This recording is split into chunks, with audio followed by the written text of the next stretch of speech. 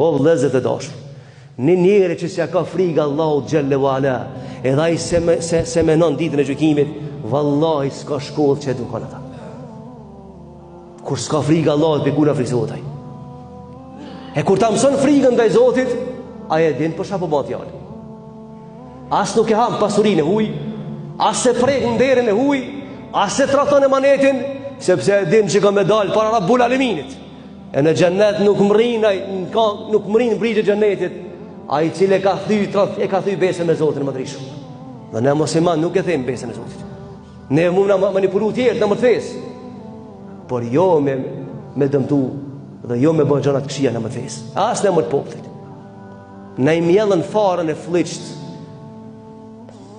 që 200 vjet kanë punu tjerë në libra islame me kriju grupe analfabet që thirrën emër të Islamit.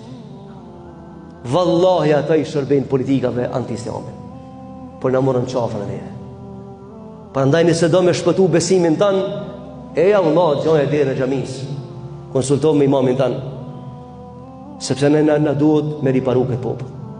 Por ndryshe ne jemi popull i vogël dhe kodeksi familjar i jonë është shumë i komplikuar, na bëhet xhenem jeta nëse ne nuk reagojmë shpejt. Se lidhni familjarisht, një e keqen ngashk, por një orë prishën shumë familje në këtë Kosovë, sepse kodeksi familjar i shqiptarëve është i tillë. Andaj na duhet punojmë të dashur vëllezër. Duhet të reagojmë. Por ndryshe e keqja veç ka mrinë në borë, e aja veç një hapi duhet me arma në shtëpisë. Allah i na ruaj për fitnëve të kësaj kohe.